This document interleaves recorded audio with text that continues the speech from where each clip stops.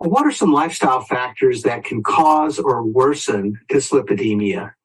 Smoking, choice A, obesity, B, alcohol consumption, C, or D, all of the above? Yeah, I think as most of you would indicate, it's all of the above. That smoking contributes to this, obesity does, excess alcohol consumption, and of course, what we didn't talk about, a diet that's high in saturated fat can also contribute to this.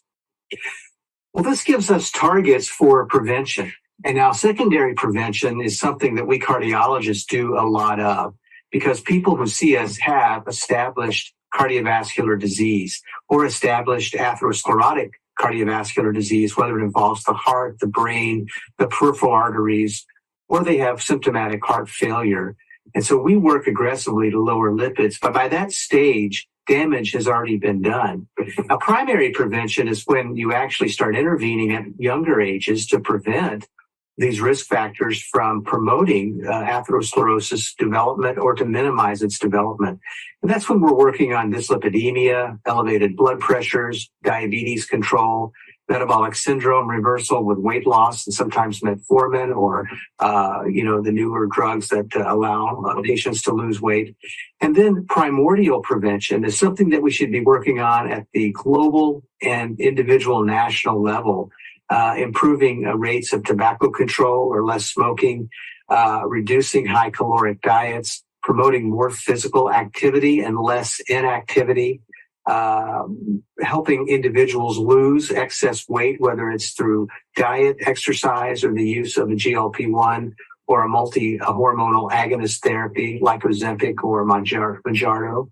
And of course, things like environmental pollution. And I think as we transition a bit away from vehicles that emit small particulate matters, we will see a huge drop and likely in the development of atherosclerotic disease. I remember poignantly reading an article in The Lancet some time ago showing the presence of coronary artery calcium scores was directly related to the distance population studied lived to major expressways where there was lots of smog or to coal-powered power plants.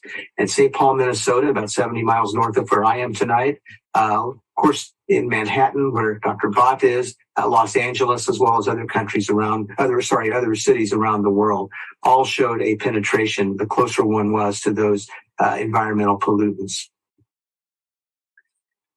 Well, the treatment goal for reducing risks, whether at the primordial, primary, or secondary prevention, is to do a risk-based approach. And there are a couple of ways to approach this. The first way is to say, I'm going to score everyone using the European scoring system, and they make it easy. A score of less than 1% is a low-risk individual. A score of 1 to 5% is a moderate-risk individual. A score of 5 to 10 is a high-risk individual, or a score greater than 10 is a very high-risk individual. The ACC recently published a consensus document making it even simpler.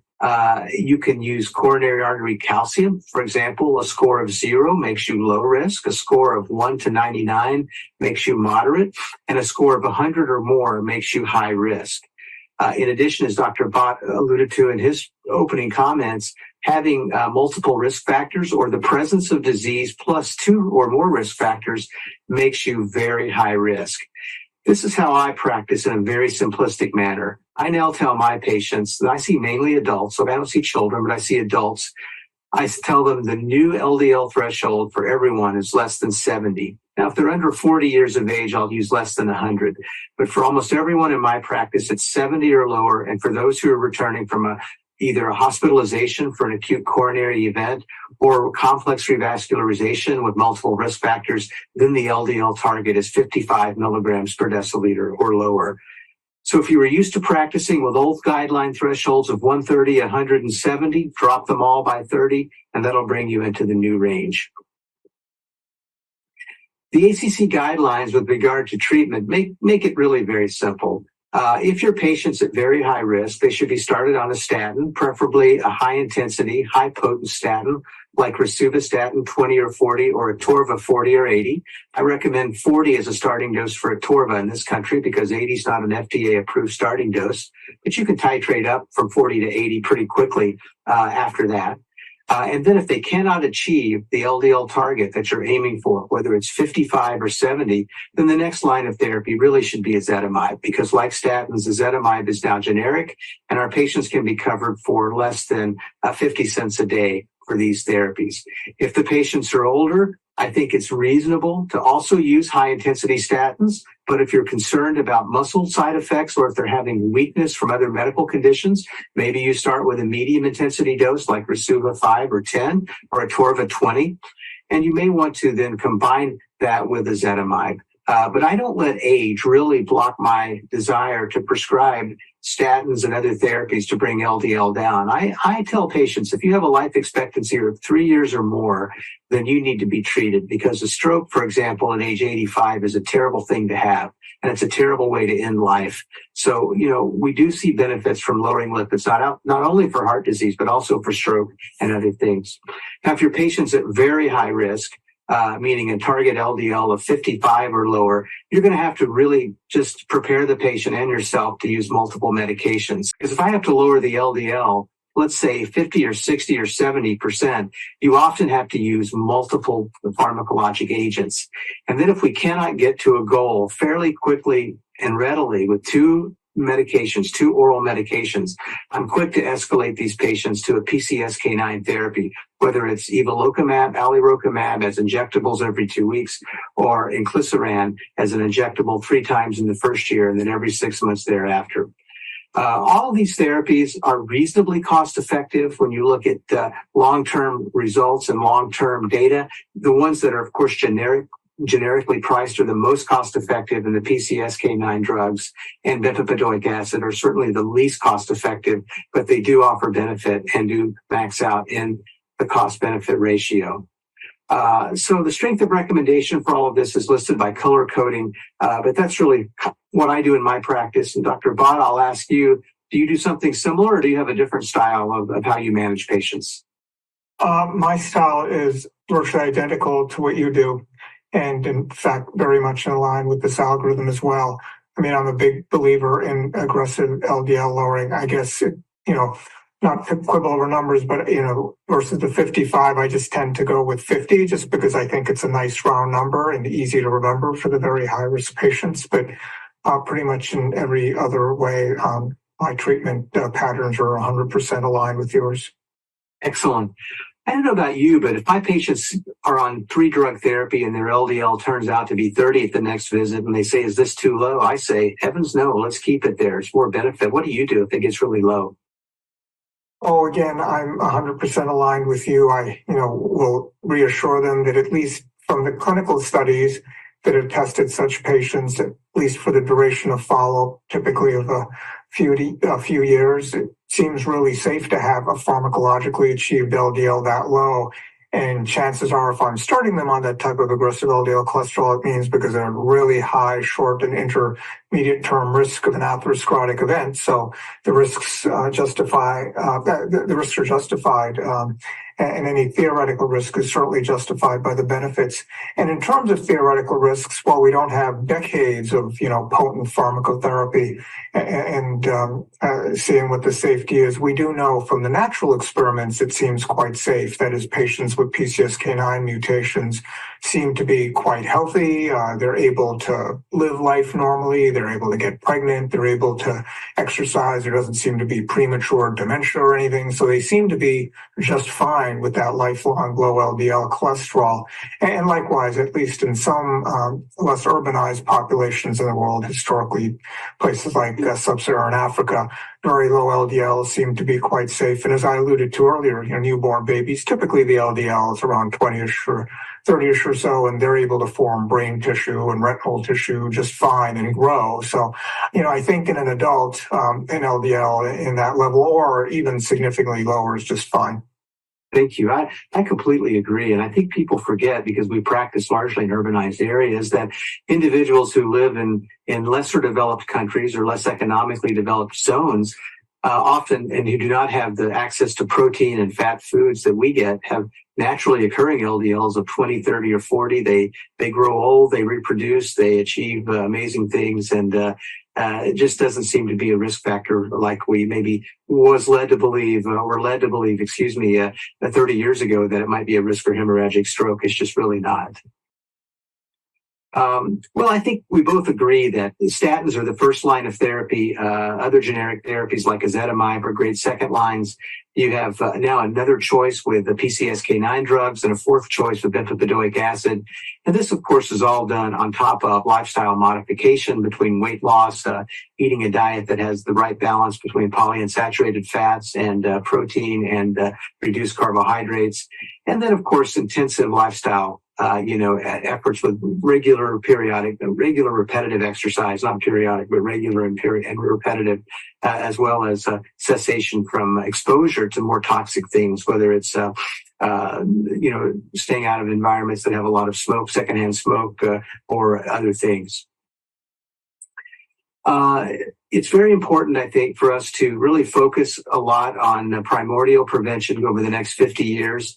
And I think you'll see more and more emphasis with that, where society tries to build in natural health promotion activities, more staircases, more walking in city centers, less use of particulate matter generating transportation means, and then aggressive early primary prevention in people in their late 20s, early 30s. For the rest of their life with regard to management of diabetes, dyslipidemia, hypertension, metabolic syndrome, and then very targeted aggressive reductions in those disease issues when they reach beyond middle age. Remember that the LDL particles contain 90% of the circulating ApoB, and that this is the major atherogenic particle that our patients are exposed to and that we need to treat. And the most reliable way to reduce LDL particles containing ApoB is to remove the LDL through the removal by upregulating on the surface of the liver this receptor that clears it from the body. And whether you use statins or PCSK9 drugs to achieve that, or both, is not as important as doing it. And using ezetimibe to target the inhibition of cholesterol absorption from food in the proximal small intestine, which results in the liver shifting more cholesterol into bile so that the bile concentration of cholesterol goes up. And it does that at the expense, or thankfully at the gift of removing cholesterol from plasma and shifting it into bile. And bempedoic acid also inhibits the de novo synthesis of cholesterol, and thus by doing so, reducing that intrahepatic gradient results in the expression of more receptors on the surface to clear the LDL. Again, this is just a reminder that if your patient has a need for treatment, that a high potency statin at the highest tolerable dose is the way to start. And then if they have achieved the LDL goal, whether it's 50, 55, 70, or 100, and they've achieved it, you're good. If not, you need to think about ezetimibe. And if they have not achieved it with ezetimibe, then a PCSK9 drug or bempedoic acid would be appropriate. And I think for almost all the patients that we see, using a PCSK9 drug is much more effective at achieving a very low LDL cholesterol. And these are in patients both for secondary prevention in high-risk situations as well as in high-risk primary prevention patients, such as those with maybe early onset diabetes and high lipids, or even heterozygous familial hypercholesterolemia. The Odyssey study was one of the best outcome studies to evaluate aggressive PCSK9 use in patients with a recent acute coronary syndrome. Now, to enroll in Odyssey, you had to be on a high dose of a high-intensity statin, a torvastatin or rosuvastatin, and then have an elevated LDL despite that. So these were patients who had generally genetic dyslipidemias, and they were then monitored and treated for up to 4 years with either alirocumab on top of the high-dose, high-intensity statin, or placebo given every 2 weeks for the duration of the trial to achieve an on-treatment LDL of less than 50, or at least a 50% reduction in the plasma LDL. And you can see that initially, patients had an LDL of around 90 to 100 who were randomized in Odyssey outcomes. Those all randomized to alirocumab versus placebo had very robust, very quick reductions in their LDL cholesterol that were sustained. you can see that there was a little bit of a creep back toward a little higher number from an initial nadir of 37.6 to an on-treatment low of 53.3. I don't know exactly why this happened, but it likely had to do with statin compliance, plus the little-known fact that the statins may upregulate the synthesis of PCSK9 a little bit, and that may have attenuated just ever so slightly the LDL lowering of alirocumab. Hard to say, just some hypotheses there. But there was a almost 50 milligram per deciliter reduction between placebo and alirocumab groups, or a 54.7% reduction. And you can see that over a very short time frame, 4 years in total, but even at 2 years, the curves were widely separated with an absolute risk reduction of almost 2% there, 1.5 to 2% at 2 years.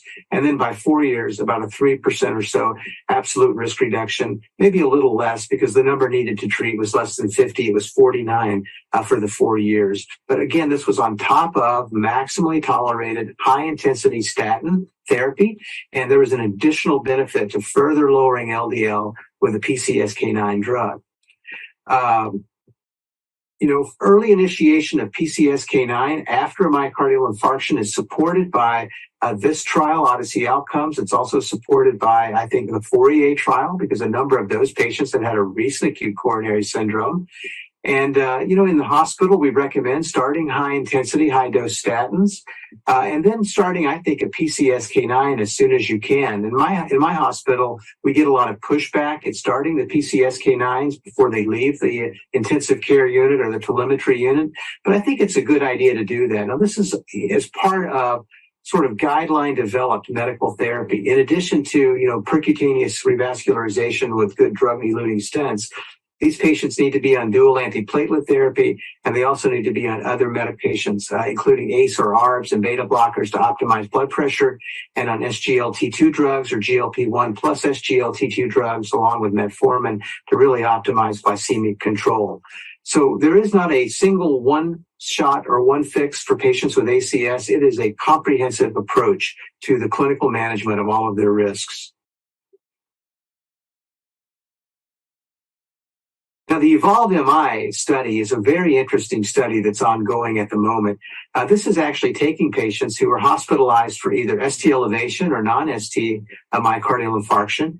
They're on usual clinical care, which will likely mean high-intensity statin plus or minus ezetimibe, plus dual antiplatelet therapy, plus likely recent revascularization with one or more drug-eluting stents, and ACE and ARBs, plus optimal diabetic control. So on top of that, they will then be randomized 1-to-1 to either evolocumab or routine clinical care with a sample size of 2,000 patients per group, and then followed, as you can see, for about 3.5 years. And the evolocumab is dosed within 10 days of the index MI, and they're getting home delivery and self-administration of the drug. And what I really like about this study is that it's a pragmatic design. It's meeting patients where they are.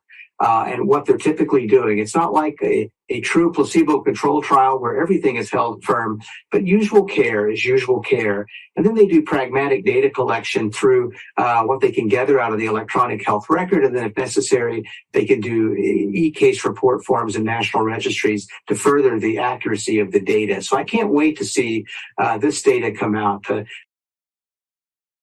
I don't believe we're participating in this study, but Dr. Bott, are you all at Mount Sinai doing the study?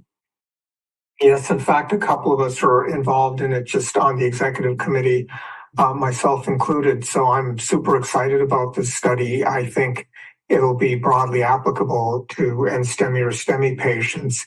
In fact, in Odyssey, you mentioned the trial before, the executive committee, or at least the majority executive committee, really wanted to start the therapy in the hospital, but for a variety of reasons, it ended up that wasn't the final design. So that remains a bit of a gap.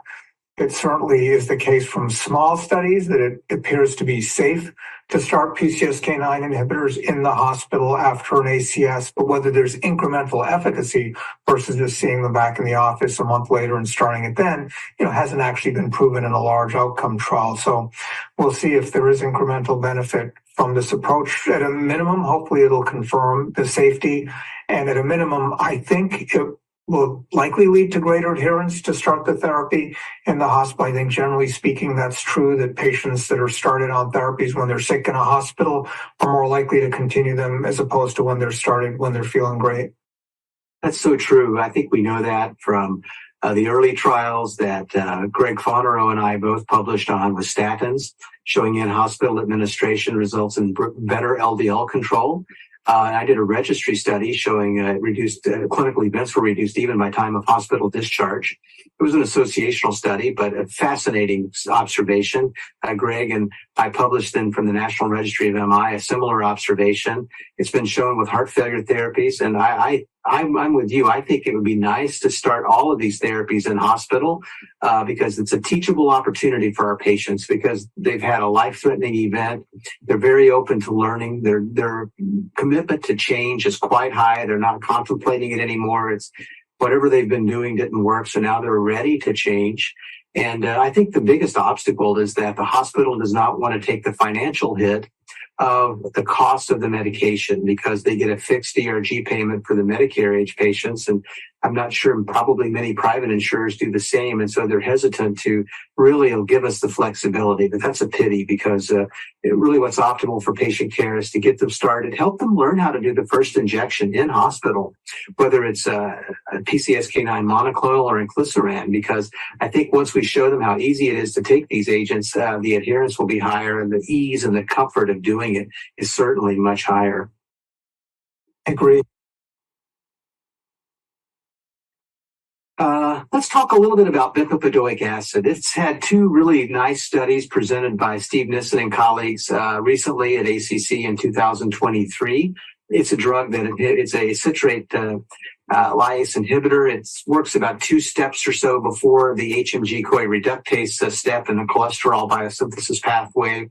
It's not as potent as a statin. Surprisingly, working upstream from the statin, it only really drops LDL 15 to 25%, as opposed to statins, which are very potent, 40, 50, 60% reduction. So the CLEAR study was a trial of patients who were 18 to 85, had evidence of atherosclerotic cardiovascular disease, and had proven statin intolerance. So they had to show that they could not tolerate 2 or more statins, one at a low dose, and still have an elevated LDL of greater than 100. They excluded individuals who had high fasting triglycerides, so greater than 500, in part because that population is at very high risk because of the triglycerides, and also in part because it makes the calculation, the indirect calculation by the Friedewald equation, just incorrect in terms of the LDL. They also, if you had a major cardiovascular event, a TIA or unstable arrhythmias, in the last 3 months, you were not eligible. History of severe heart failure or uncontrolled hypertension or diabetes mellitus. So if you didn't have those exclusion criteria, you'd have been randomized 1-to-1 to placebo or bempedoic acid. They enrolled about 14,032 patients and then followed them for nearly 3.75 years, looking at a primary endpoint that was combined, including cardiovascular death, non-fatal MI, non-fatal stroke, or coronary revascularization.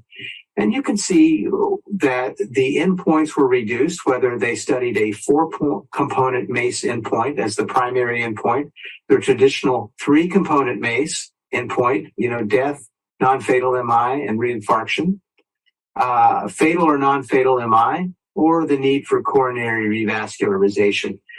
So in these nearly 14,000 patients who were statin intolerant and at high risk, treatment with bempedoic acid was associated with a 13% relative risk reduction or about a 2% absolute risk reduction compared to placebo treatment. Now, bempedoic acid was well tolerated. There was some concern about gout, and the incidences of cholelithiasis were also higher in those on bempedoic acid. So perhaps a bit of caution in patients who have pre-existing gout or high uric acid levels or have a lot of gallstones. But outside of that, I think it's a very safe drug to prescribe and use. Let's move on to a drug that I've worked very closely with since about 2016, which is inclisiran. Now, inclisiran is a small interfering RNA designed to work specifically in the hepatocyte or the cell of the liver to disrupt the translation of the messenger RNA, which codes for PCSK9 and produces the PCSK9 protein. So treatment with inclisiran really inhibits the PCSK9 protein. So how does this drug work, and how does it just get taken up into the liver? Well, inclisiran is a small double-stranded RNA that has a sense and an antisense strand for the messenger RNA of PCSK9, and it has a carbohydrate moiety attached to it called N-acetyl-galactosamine, or GalNAc. And the GalNAc moiety, or carbohydrate moiety, allows the delivery of this double-stranded sense and antisense strand to the hepatocyte because it binds exclusively with the ASGPR receptor. Now, this is worth remembering just for a moment because you're going to see a lot of therapies for lipids like LDL and lipoprotein A, therapies for hypertension if you're trying to disrupt renin, and therapies for liver disease all use GalNAc to deliver the drugs to the liver through the ASGPR receptor. That's a well-preserved receptor over almost time immemorial that allows the delivery of these therapies. Now, once inclisiran is taken into the cytoplasm, the sense and antisense strands separate, and the antisense strand binds something called the RNA silencing compound. And the RNA silencing compound was discovered in 1999 by a scientist in Massachusetts, and he was awarded the Nobel Prize, he and his team, I think 2004 or 2005, for discovering this silencing compound. And using the antisense strand, it binds complementarily to the PCSK9 for the mRNA of PCSK9, and it really magnifies the disruption and destruction of that mRNA for PCSK9. Thought is that the risk activation with the antisense strand is activated 1,000 to 10,000 fold. So a very tiny dose has a very potent effect of disrupting the messenger RNA for PCSK9. And then it just totally disrupts the liver's making of PCSK9, not 100%, but maybe 70, 80, 85%. And by doing that, it allows the LDL receptor to have a prolonged lifespan on the surface of the liver. And as the hepatocyte makes more natural LDL receptors and cycles them out to the surface, the older receptors just stay there, and they all together bind more LDL and then internalize it into the hepatocyte, which also lowers the synthesis of cholesterol. So you see very low levels of cholesterol achieved with very low doses of inclisiran given very infrequently. So that's the secret to how the small interfering RNA inclisiran works.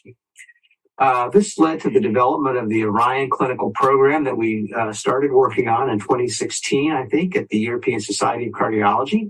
And then a number of studies have been published since then: Orion 1, Orion 3, Orion 5, Orion 9, 10, and 11, Orion 7 we published some time ago, and now Orion 8 has been submitted for publication.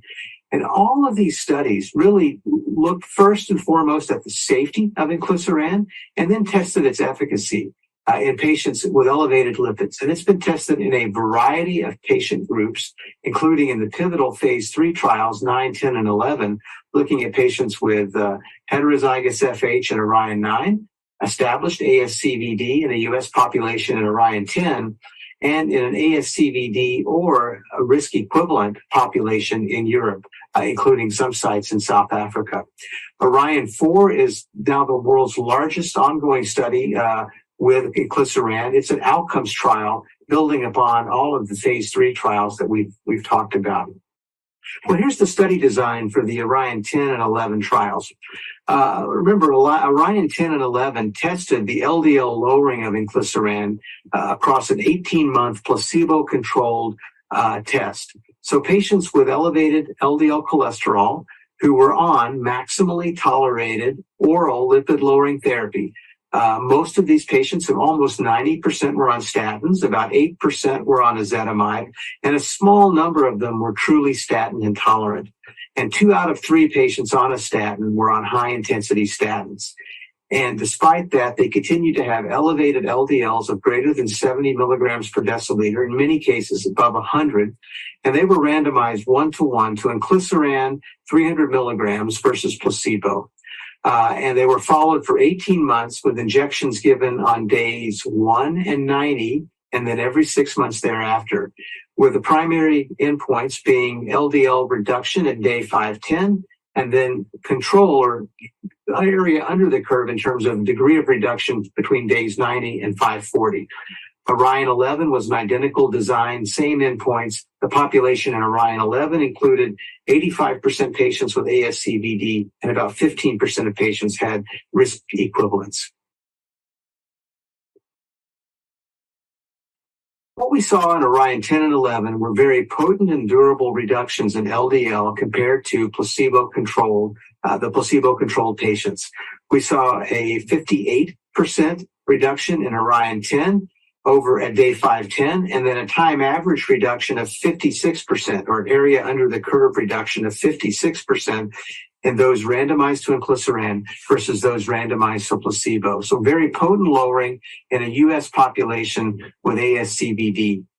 Orion 11 showed a 54% reduction in LDL cholesterol to those randomized to inclisiran versus placebo, with a time average reduction of 50% between days 90 and days 540. So again, both trials showed that infrequent administration of inclisiran, meaning giving it on the first day and then at 3 months or day 90 as a bit of a booster, and then every 6 months thereafter, resulted in sustained LDL reductions with the infrequent dosing regimen.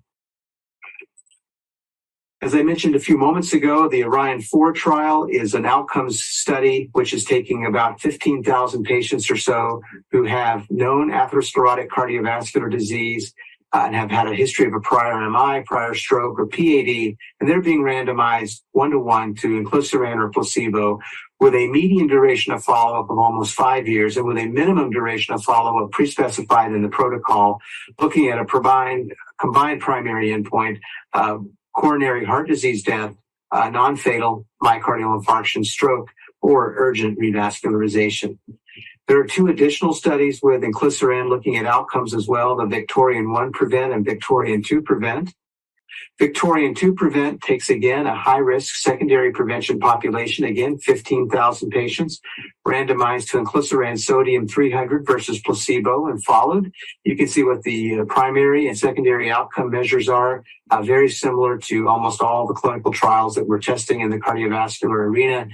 And then one that I'm very excited about as well is Victorian-1 Prevent, which is a primary prevention trial looking at patients without established cardiovascular disease, but with risk factors. There you can see the design is slightly smaller, 14,000 patients versus 15, with a primary endpoint of time to the first occurrence of cardiovascular death, non-fatal MI, non-fatal ischemic stroke, or the need for urgent coronary revascularization.